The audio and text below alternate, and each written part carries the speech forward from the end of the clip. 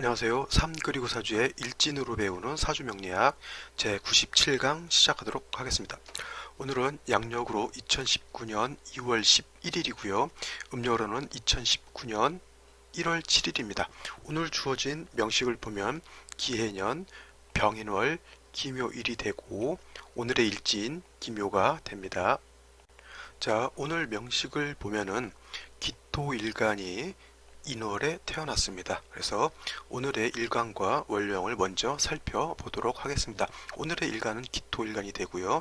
월령은 인월이 되죠. 그래서 기토라고 하는 것은 우리가 말한 대로 그냥 토에 해당이 되는 겁니다. 토. 그 다음에 이 토라고 하는 오행 중에서 토라고 하는 것을 이제 음양으로 나누게 되면 기토라고 하는 것은 음토에 해당이 되는 것이고요. 기토라고 하는 것 어떤 것에 비유를 하냐면 대개 전원토라고 이렇게 비유를 많이 합니다. 전원토. 그 다음에 뭐 문전, 옥답이라든가 아니면 분토 같은 것, 이런 것은 뭐냐면 분토 같은 것은 제가 말씀드리지만은 그 집안에 화초 키운 화분 같은 거 있을 거예요. 그래서 그 화분 안에 담겨져 있는 약간 촉촉하고 거름기도 있고 한 그런 비옥한 흙을 말하는 것이고요. 뭐 문전옥답 같으면 뭐 옛날에 시골집 같은데 이제 할머니 할아버지 살고 계신데 가면 대개 옛날 시골집에는 그 집 앞에 되게 조그만 텃밭 같은 게 있었을 겁니다. 그래서 그런 것을 이제 문전옥답이라고 하는 것.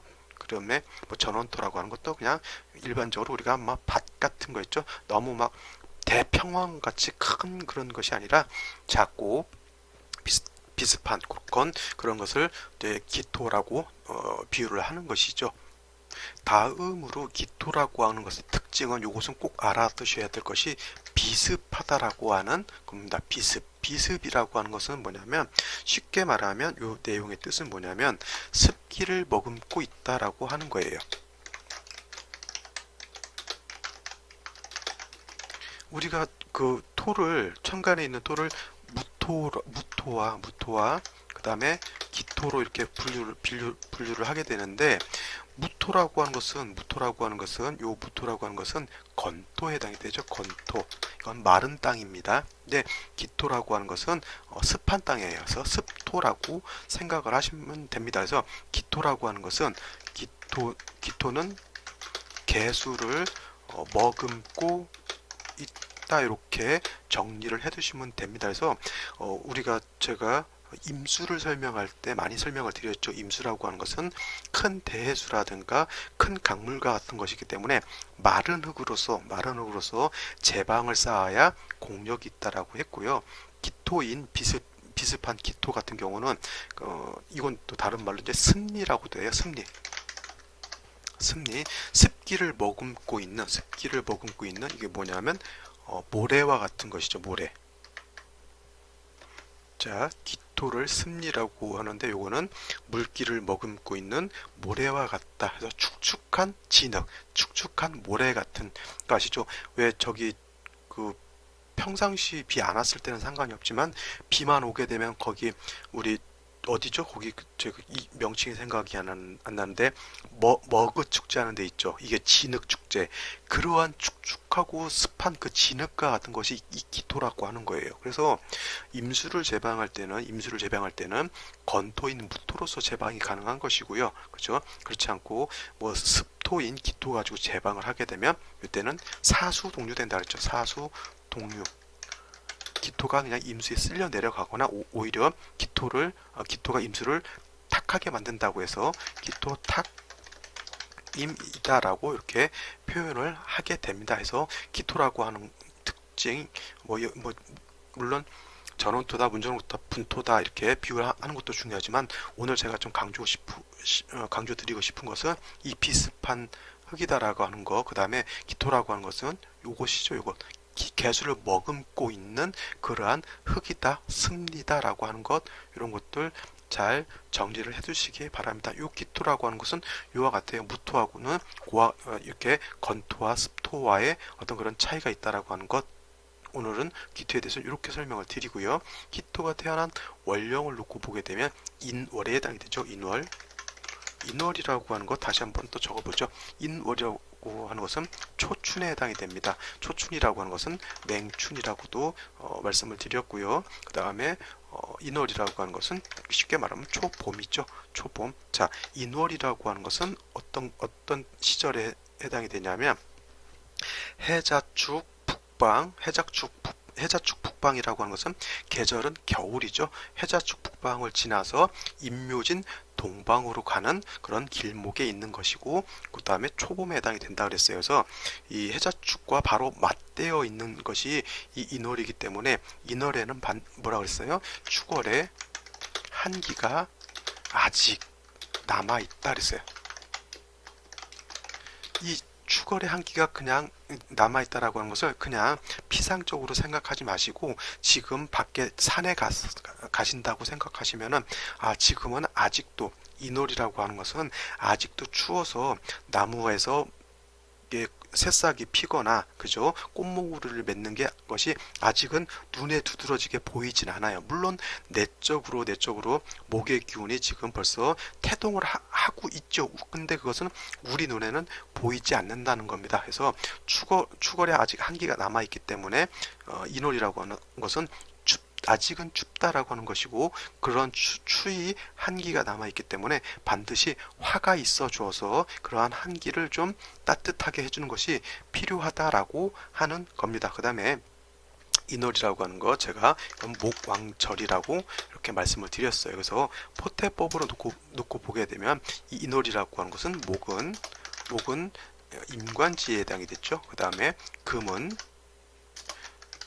여기가 절지에 해당이 됩니다. 그 다음에 수는 여기가 병지에 해당이 되고요. 그 다음에 화토는 여기가 장생처에 해당이 된다 그랬죠. 자, 인월뿐만 아니라 묘월도 그렇고 12지지의 12지지 중 자축인묘 진사오미 신유술의 안에는 다 포태법 12운성이라고 하는 개념이 다 들어가 있어요. 그래서 인월하게 되면 바로 이런 것이 나와야 돼요. 인월이라고 하는 것은 목은 인간이요, 금은 절지요, 수는 병지고 화토는 장생처다라고 하는 것을 이렇게 입체적으로 알 수 있어야 사주를 볼 때, 사주를 배합을 맞출 때 어떤 것을 어떻게 배합을 맞춘다라고 하는 것이 나오게 되거든요. 그러니까 포태법이라고 하는 것, 12운성을 피상적으로 알고 계시면 안 되고요. 원령에 따라서 어떻게 주어지느냐를 알아야 한다라고 하는 것이죠. 예를 들면 이런 것이죠. 지금은 인월이니까 인월에 대해서 이렇게 설명을 드렸지만은, 자, 여기가 만약에 인월이 아니라 신월이다라고 하면 어떻게 될까요? 신월이라고 하면 포태법상으로 목은 여기가 아마도 절지에 해당이 될 것이고요. 금은 어떻게 돼요? 금은 여기가 임관지에 해당이 되겠죠. 그죠? 그 다음에 수는 여기가 장생처에 해당이 될 것이고요. 그 다음에 여기서 화토는 여기가 병지에 해당이 될 겁니다. 자, 인월 같은 경우는 목은 왕하고요, 화토도 장생처이기 때문에 특히 화 같은 경우는 뿌리가 있으니까 화는 왕하다고 놓고 볼 수가 있겠지만, 인월 같은 경우는 금수는 약하게 되죠. 근데 반대로 여기가 신월이 이렇게 됐을 때는 목이 절지니까 목은 약하게 되는 거고요. 금은 임관지에 해당이 되니까 금은 왕한 것이고, 수라고 하는 것도 장생처에 해당이 되죠. 수라고 하는 것은 신금의 생조도 받을 뿐만 아니라 신중에 있는 임수가 있기 때문에 수는 왕하게 되고, 반대로 화토는 여기가 병지에 해당이 되기 때문에 약하게 되겠죠. 자, 포태법이라고 하는 것은 이렇게 응용을 하셔야 되는 것이고, 이걸 가지고 뭐가 어떻고 신살에 응용하는 것은 그건 이제 그쪽 파트에서는 그렇게 응용하는지는 모르겠지만, 12운성 포태법이라고 하는 것은 오행의 왕상휴수,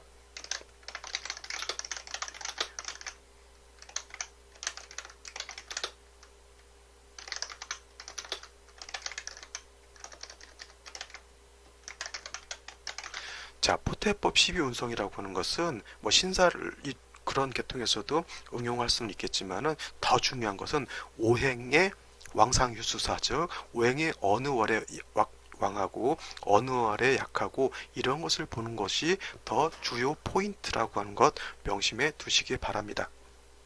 자, 다시 인월로 돌아와서, 인월이라고 한 것은 제일 중요한 것은 이제 목이 왕하다라고 하는 것에 이제 포인트가 있는 것이죠. 목은 인월은 목의 인간지기 때문에 목은 왕합니다. 반대로 기토일간은 비록 화토가 인의 장생이라 하더라도 기토일간이 인월에 태어나게 되면은 관성 있잖아요. 관성. 어제 무토일간 같았으면은 인월이 칠살에 해당이 되지만 기토 입장에서 인월은 정관에 해당이 되겠죠. 정관. 그래서 이렇게 되면 어떻게 돼요? 기토가 인월에 태어나게 되면 일간은 약하고 관성이 정관은 왕하다 이렇게 되겠죠. 이렇게 되면 어떻게 돼요? 사주국세를 내자로 표현하게 되면 일간은 약하다, 신약하고요. 정관인 관성은 왕하다 해서 신약, 왕한 이런 명이 될 겁니다. 만약에 어저께 같이 이게 무토였다면 신약, 살왕이 되겠죠. 여기서 관성이라고 하는 것은 정관을 뜻하는 거고요. 여기서 살이라고 하는 것은 편관, 칠사를 뜻하는 것이겠죠. 그래서 오늘같이 기토가 인월에 태어나게 되면 이거는 신약, 왕한 이런 명식이 되는 것이고 핵심은 어디 있냐면 신약하다라고 하는 것에 핵심 포인트가 있게 되겠죠. 그래서 일간이 약한 것을 더 도와줘야 된다라고 하는 개념이고요. 그냥 사주의 일반적인 격국으로 놓고 보게 되면 기토가 인월에 태어나게 되면 이거는 그냥 정관격으로 놓고 볼 수가 있겠죠. 그냥 아무것도 투치를 하지 않았을 때 예를 들어서 근데 여기가 병화가 이렇게 투출되어 있다라고 이렇게 놓고 봤을 때는 이거는 뭐예요? 정인격이 될 겁니다. 근데 이렇게 십정격, 정관격이다, 정인격이다 이렇게 놓고 보는 것보다는 사주 전체의 흐름이 어떻게 짜여져 있느냐 이렇게 놓고 보는 것이 더 중요한 포인트가 되겠죠. 자, 예를 들어서 기토가 인월에 태어나서 신약 관왕한데 예를 들어서 타 지지에 목이 다시 있다 이렇게 목이 다시 있거나 여기 또 목이 있다 이렇게 놓고 보면 이건 어떻게 돼요? 일간은 약한데 정관도 있고 칠살도 있게 되겠죠. 그래서 이거는 일간은 약하고 정관 칠살이 왕하니까 신약하고 관살이 태중한 명이 되는데 이거를 정관이 있으니까 정관과 칠살을 나눈다 이런 개념은 별로 중요하지 않아요. 그냥 전체를 통틀어서 살중 신경하다 이렇게 놓고 보면 되는 것이지 이것을 관살이 나눠져 있다고 해서 이거를 관살혼 잡으로 놓고 볼 필요가 없다라고 하는 거예요. 관살혼잡이라고 하는 개념은 뭐냐면 자, 요걸 한번 적어볼까요? 요 관살혼잡이라고 하는 개념은 일간이 어느 정도 근기, 즉 뿌리가 있었을 때 관살혼잡을 논하는 겁니다. 이런 그죠? 일간이 어느 정도 기토일간의 지지로 뭐 진토가 있거나 아니면 뭐 술토가 있어서 일간이 어느 정도 뿌리가 있었을 때 관살 혼잡이 된다 안 된다를 논할 수가 있는 것이지 기토일간의 뿌리가 거의 이건 지금 상황에서는 거의 없는 거하고 똑같죠. 근데 관살만 많다라고 이렇게 놓고 봤을 때 이건 일간이 근기가 없게 되죠. 이럴 때는 관살혼잡을 논하지 않고요. 그냥 살중신경이다 이렇게 논하는 것이 더 타당하게 되죠. 그래서 관살혼잡을 논하지 않는 경우가 여러 가지가 있을 수가 있어요. 제가 예전에 경금이나 신금이 해자축월에 태어나게 되면 관살혼잡을 논하지 않는다 그랬어요. 그때는 오히려 관살혼잡을 좋아한다 그랬죠. 그죠? 그 다음에 이렇게 살중신경 될 때도 관살혼잡을 굳이 나눌 필요가 없어요. 왜냐하면 일간이 약해서 뭐 정관도 내가 감당을 못하는데 그걸 굳이 분리할 필요가 없겠죠. 그 다음에 뭐 모황자세가 된다거나 극설교집이 된다거나 아니면 제살태가가 된다거나 제살태왕이 된다거나 이런 경우는 다 관살혼잡을 불론합니다. 왜냐하면 그런 경우는 일간이 약해서 문제가 되는 것이잖아요. 오히려 이런 경우도 있어요. 신왕 해가지고 신왕무의가 되는 경우에도 요 관살혼잡을 불론합니다. 이때도 관성 정관이 됐건 칠살이 됐건 써야 되는 것이지 그걸 구분해서 칠살이니까 안 써야 된다 이런 개념은 절대 성립할 수가 없기 때문에 그래요. 그래서 만약에 기토가 인월에 태어났는데 이렇게 묘가 있고 또 묘가 있어서 관성과 정관과 칠살이 혼잡되어 있다고 해서 이걸 관살혼잡으로 보시면 안 되고요. 그냥 이건 살중신경하다 이렇게 놓고 보시면 되고요. 이런 경우에는 반드시 약한 일간을 도와줘야 되겠죠. 자, 요거 살짝 지울게요. 이제 다 있었을 것이라 생각되고요. 자, 이렇게 살중신경이 되는 경우에는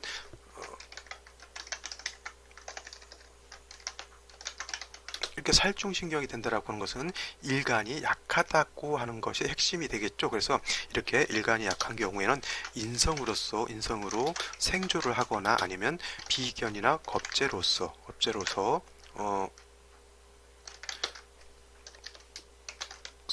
방신 또는 방조하는 것이 필요하게 되는데, 여러분 생각에는 지금 이 상황에서는 인성이 있는 게 좋을까요? 아니면은 비견이나 겁재가 있어서 방신해 주는 것이 더 좋을까요? 이렇게 꼽을 수가 있겠죠. 근데 제가 봤을 때는 아마 인성이 있는 것이 더 좋을 거라고 생각돼요. 만약에 이 상황에서 다시 무토라든가 기토가 있게 되면은 요거는 통관이 되지 않는 상태에서 토목교봉이라고 하는 것이 돼요.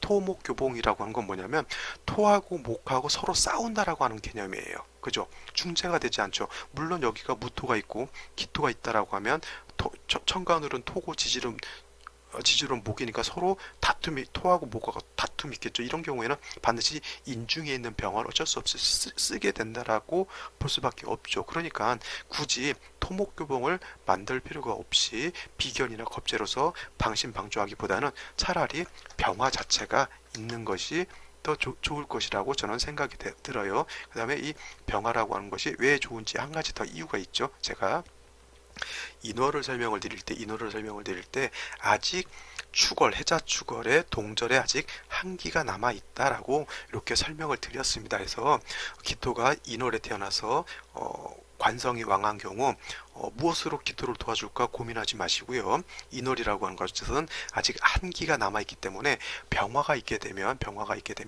이 관성을 병화가 통관시켜주는 역할도 하지만 병화라고 하는 것은 뭐예요?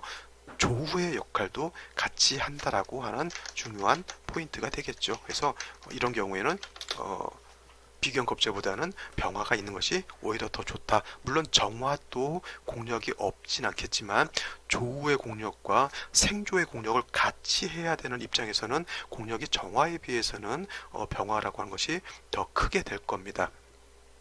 이해되시겠죠? 그 다음에 이제 어떻게 이제 국세가 짜여져 있는지를 한번 보면 되는데, 기토라고 하는 거 정리를 한번 해보죠.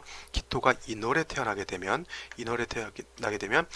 일간은 약하고 관성이 왕해서 신약 관항한 그런 명식이 되는데, 타지지로 다시 목이 있게 되면 이건 살중신경하다라고 이렇게 볼 수가 있겠죠. 그래서 반드시 일간을 도와줘야 되는데, 인월이라고 하는 것은 한습한 기운이 아직 남아있기 때문에 비견이나 겁재로서 도와주기보다는 인성인 병화로서 도와주는 것이 더 좋다라고 이렇게 본다라고 정리를 해주시면 될 겁니다. 자, 그러면 오늘의 명식을 이제 자세히 한번 살펴보도록 하겠습니다. 자, 오늘의 명식 기토가 인월에 태어났다고 말씀을 드렸고요. 월간을 놓고 보게 되면 병화라고 하는 것이 이렇게 빼꼼히 얼굴을 이렇게 내밀고 있어요. 이것은 투출됐다라고 하는 개념이 되겠죠. 왜냐하면 인중에 있는 병화가 천간으로 드러난 거기 때문에 이거는 불호 내지는 헛투됐다라고 표현하는 것이 아니라 이건 투출되었다, 투간되었다 이렇게 말을 하는 겁니다. 그래서 정관격에 이렇게 되면 정관격에 이거는 관인상생으로 볼 수가 있겠죠. 물론 이게 인성이 투출되어 있기 때문에 뭐 정인격으로 봐도 상관없지만 정관을 인성이 통관시켜서 관인상생으로 놓고 보는 것이 사주 전체 국세를 설명하기는 더 좋을 거예요. 그죠? 자, 그 다음에 연주를 놓고 보게 되면은 기해가 이렇게 있게 되면 어떻게 돼요? 요 인목하고 요 해수하고 서로 인해 합목하겠죠? 인해 합목 이렇게 하게 될 겁니다. 그러면 인목이 자체가 원령을 이기 때문에 굉장히 왕한 중에 해수를 다시 보게 되면은 목이 더 왕해지겠죠. 그죠? 근데 또 다시 일지를 놓고 보게 되면 묘목이라고 하는 것이 이렇게 또 있게 됩니다. 자, 기토 입장에서 요거는 칠살이고요. 요거는 정관에 해당이 되죠. 근데 이 편제가 아닌 정제겠죠. 정제가 이렇게 인해 한목하게 되면 이때는 목이 전반적으로 굉장히 왕해지는 것에 비해서 일간은 굉장히 약합니다. 따지고 보면 이거를 뭐 관사론잡이다 이렇게 표현하시는 분들도 있긴 한데 이건 관사론잡으로 놓고 볼 수는 없고요. 관살이라고 하는 것, 혼자 됐다라고 이렇게 보기 위해서는 천간으로 정관과 칠살에게 투출되어 있을 때 그때 논하는 것이지 지지에 있는 것만 가지고는 관사론잡으로 보지 않고요. 특히나 이렇게 일간이 약한 경우에는 관사론잡이라고 하는 개념보다는 이렇게 살중신경이다라고 하는 개념으로 보는 것이 더 타당하다라고 말씀드렸습니다. 그러면 지금 이 묘와 해가 없을 때는 정관격 내지는 정인격의 관인상생 으로 놓고 볼 수가 있겠는데 해수가 있고 묘목이 있는 상태에서는 이거는 이제 정관격이라기보다는 그냥 살중신경으로 놓고 보는 게 맞고요. 그 다음에 이 병화가 월간에 이렇게 투출되어 있게 되면 이 병화가 용신이 되겠죠. 그래서 이런 경우에는 정인인 병화를 용신으로 해서 이거는 살인상생이다라고 볼 수가 있게 됩니다. 살인상생이라고 하는 것은 칠사를 인성이 서로 상생시켜 준다라고 하는 그런 개념이 되겠죠. 요 정도만 놓고 봐도 생신은 없다 하더라도 요 정도만 놓고 봐도 기토 사주의 국세는 살인상생으로서 국세는 좋아지는 것이고요. 자, 기토가 이건 있다 하더라도 솔직히 일간한테 도움을 주진 않아요. 그죠? 크게. 근데 이제 생시가 어떻게 주어지느냐에 따라서 뭐 좋아질 수도 있고 좋지 않을 수도 있겠는데, 자, 요 기토가 뿌리가 있었다라고 하면 그래도 형제 자매라든가 뭐 위쪽에 연주에 있게 되면 내 조상 중에 어떤 분께서 뭐 나를 뭐 도움을 준다라든가 조상의 음덕이 있다라고 이렇게 놓고 보겠는데, 이것은 지금 뿌리가 없는 상황이기 때문에 아직 생시가 주어지지 않은 상태에서는 뭐 무해무덕하다라고 이렇게 놓고 볼 수가 있고요. 핵심이 되는 것은 병화라고 하는 겁니다. 그러면 생시가 어떻게 주어지느냐에 따라서 사주국세가 또 변하겠죠. 그러면 생시를 한번 살펴보도록 하겠습니다. 자, 생시를 한번 보도록 하겠습니다. 맨 먼저 볼 생시는 한번 일단 자시부터 한번 보는 게 좋겠죠. 그래서 갑자시가 되면 사주가 어떻게 될까요? 자, 자시가 되면은 제가 말씀드렸지만은 인월이라고 하는 것은 아직 한기가 남아 있기 때문에 수가 많은 것을 별로 이렇게 좋아하지는 않습니다. 근데 이렇게 병화라고 하는 인성이 있어서 일간도 생교해 주고, 그 다음에 조후 차가운 기운을 이렇게 따뜻하게 해주는 연후 이후에는 뭐 수가 한 점 정도 이렇게 있는 것은 크게 나쁘진 않아요. 그렇죠? 근데 만약에 병화가 없었다라고 하면 이 수라고 하는 것은 그렇게 썩 좋지 않은 역할을 할 겁니다. 왜냐? 한습한 인월인데 아직은. 근데 또 자시가 하나 더 있다라고 하면 이제 음농습중하게 되는 상황이 되기 때문에 그래요. 음농습중이라고 하는 것은 화가 없는 상태에서 수만 잡고 있게 되면 어떻게 돼요? 지금 밖에 나가셨는데 햇빛이 없고요. 물기만 자작자작하게 있는데 햇빛이 들지 않으면 어떻게 돼요? 거기에 있는 뭐 식물이라든가 이런 것들은 얼게 되고요. 거기에 뭔가 심을 수도 없게 되고, 만약에 뭔가 이게 자풀이라도 나게 되면 어떻게 돼요? 음농습중하게 되면 콩나물과 같이 나중에는 썩게 돼서 아마 못 쓰게 될 겁니다. 근데 이게 병화가 이렇게 있는 연후에는 수가 있어도 햇빛이 양지 바른 곳에서는 어느 정도 물기가 있어도 크게 나쁘지 않다라고 하는 것이죠. 자, 그래서 이제 병화가 있으니까 뭐 자수는 크게 나쁘지 않다. 오히려 뭐 기토를 약간 자윤할 수 있고 목을 생주해 줄 수 있는 뭐 밑거름이 될 수 있다라고 하는 뭐 차원에서 나쁘지 않은데, 여기에 이제 간목이라고 하는 것이 이렇게 투출한 것을 어떻게 볼 것이냐라고 하는 겁니다. 이거를 그냥 좋게 목이 왕한 중에 솔직히 말로 자수라고 하는 것도 목을 생하는 것이고요. 이 해수라고 하는 것도 한목에서 목이 왕해지니까 거의 뭐 지지는 뭐 목국이 형성됐다라고 봐도 크게 과언은 아닌데, 다시 목이 천간으로 투출하게 되면 이거는 목이 굉장히 왕해지는 겁니다. 근데 문제는 뭐냐면 이 목하고 일간하고 이렇게 서로 탐합한다라고 하는 거예요. 탐합한다라고 놓고 봤을 때 이거는 내격으로 보는 것이고요. 내격으로 보는 것이고, 만약에 이것을 그냥 전체 를 놓고 봤을 때 물론 요 기토가 있긴 하지만 요 기토라고 하는 것은 목이 왕해지게 되면 크게 의미는 없거든요. 그러니까 사주 전체가 목국을 형성하고 간목이 투출하게 되면 이런 경우는 그냥 요거를 종살격으로 놓고 볼 수가 있어요. 종살격 내지는 어떤 사람들은 이거를 그냥 관성이기 때문에 종관격으로 놓고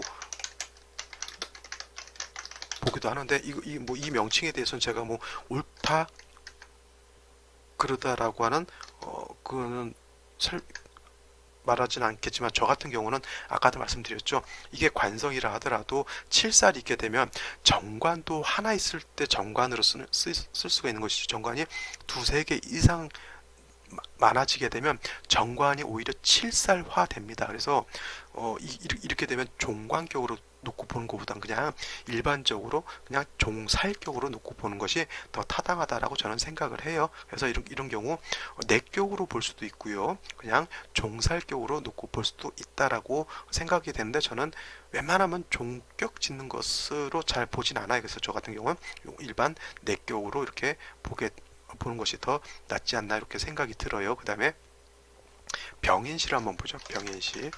병인시가 되면 이건 완전히 인해한목 묘인하게 되면 전체가 지지로 완전 이거는 목으로 이루어진 것이죠. 천간에 병화 있고요. 그 다음에 여기도 병화 있고 일간 기토 있다 하더라도 이것은 목이 왕합니다. 지지로 기토라고 하는 것이 뿌리들 곳이 하나도 없어요.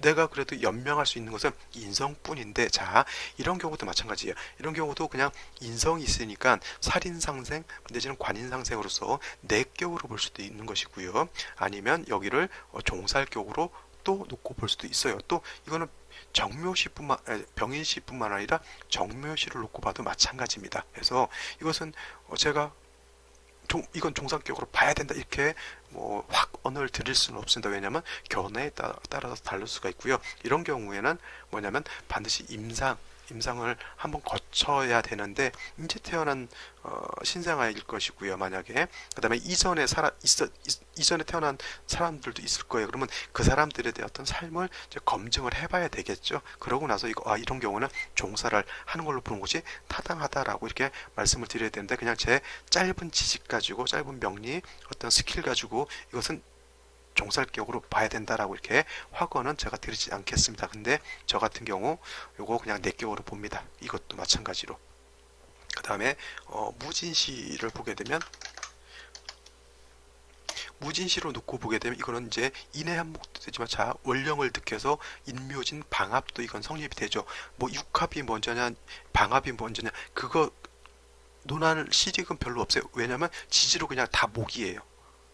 진토가 여기 있다 하더라도 인묘지 완전 목을 짜있으니까 완전히 지지로 목으로 이루어졌다 이렇게 놓고 보시면 되는 겁니다. 그러면 이것도 종살격으로 놓고 볼 수가 있겠네요. 이렇게 말씀을 드릴 수 있겠지만 자 무토가 투출한 했기 때문에 이거는 절대 종살격이 되지 못합니다. 이거는 제가 확언을 드릴 수 있어요. 이건 무토가 이렇게 있는 상황에서는 이건 종살격이 되지 않는다라고 하는 것. 이건 그냥 병화를 용신으로 해서 관인상생 내지는 살인상생으로 놓고 보는 것이 더 좋다라고 하는 거고요. 그 다음에 이제 경호시를 놓고 볼게요. 이 경호시가 약간 재미가 공부하면서 재밌다라고 하는 것을 제가 옛날에 학창시절에 굉장히 싫어했는데 제가 또 그런 말을 쓰게 된다는 게 좀 아이러니하긴 한데 자 오화가 있어요. 오화가. 그 다음에 이 오화가 있는 것은 뭐 물론 기토를 생주해주기도 하고요. 그 다음에 뭐 병화의 뿌리도 됩니다. 그 다음에 아까도 말씀드렸지만 기토가 인월에 태어나게 되면은 이렇게 되면 목이 왕해지는 거잖아. 인해 한목 해서 원칙은 그래서 금이 있어서 이 목을 좀 재해주는 것이 좀 좋아요. 재해주는 것이 그렇게 되면 요거는 사주의 격국이 뭐가 되냐면 기토 입장에서 경금은 상관에 해당이 되는 거고 관살이 왕하니까 살이 왕하니까 이거는 상관 제살로 이렇게 볼 수가 있는데 제가 상관 제살이나 내지는 식신 제살이라고 하는 것을 말씀을 드렸을 때 이 제살할 때는 일간이 뿌리가 있어야 한다 것이 이건 전제가 되는 거예요. 일간이 뿌리가 없을 때는 식상관이 됐든 식신이 됐든 제살할 수 좋다라고 하는 거고요. 이런 경우에는 인성으로서 살인 상생하는 것이 더 좋다라고 말씀을 드렸는데, 이런 경우에는 이렇게 볼 수 있어요. 물론 이건 인성이기 때문에 일간이 왕한 것이 아니라 인성이 왕한 걸로 놓고 볼 수가 있는데, 이 경금을 놓고 보게 되면 경금은 뿌리가 하나도 없죠. 여기 있는 기토가 여기 있는 경금을 생해주기는 좀 멀고, 그죠? 앉아 있는 자리도 경호가 되기 때문에 약간 극지, 나를 극하는 곳에 앉아 있기 때문에 경금이 그나마도 더 약합니다.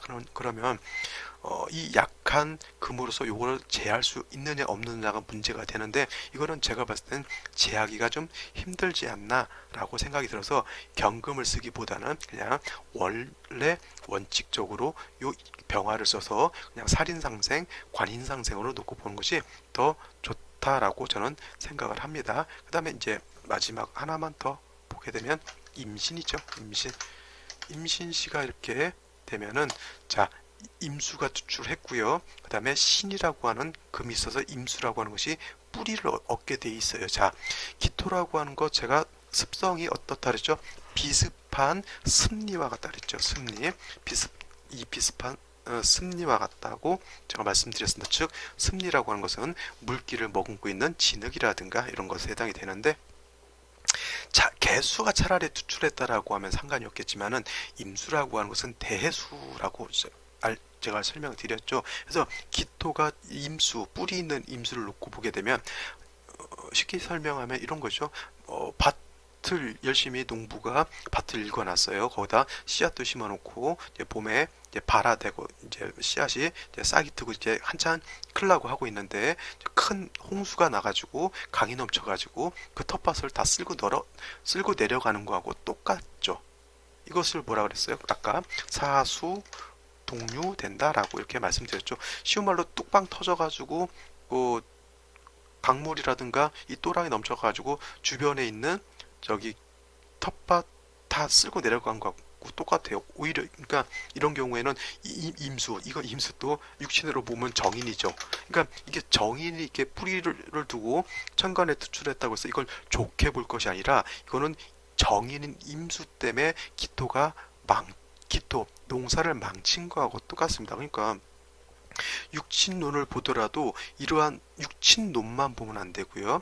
일간의 습성 같은 것도, 그 다음에 사주국세가 어떻게 짜여져 있느냐 이런 것도 다 놓고 봐야 되는 것이지, 그냥 단순히 육친, 즉 정의는 좋고 편의는 나쁘다 이런 식으로, 그 다음에 정과는 좋고 편과는 나쁘다 이렇게 생각하시면 사주를 잘못 볼 수 있다라고 하는 그러한 큰 문제가 된다라고 하는 겁니다. 임신시 뿌리 있는 정인이 투출해서 좋다가 아니라, 이거는 사수동류돼서 나쁘다 이렇게 놓고 봐야 되는 것인데, 이게 만약 다시 수운으로 간다라고 하면, 초반에 수운으로 간다라고 하면 굉장히 힘든 일이 되지 않을까 이렇게 조심스럽게 전망해 봅니다. 자, 오늘은 여기까지 설명을 드리고요.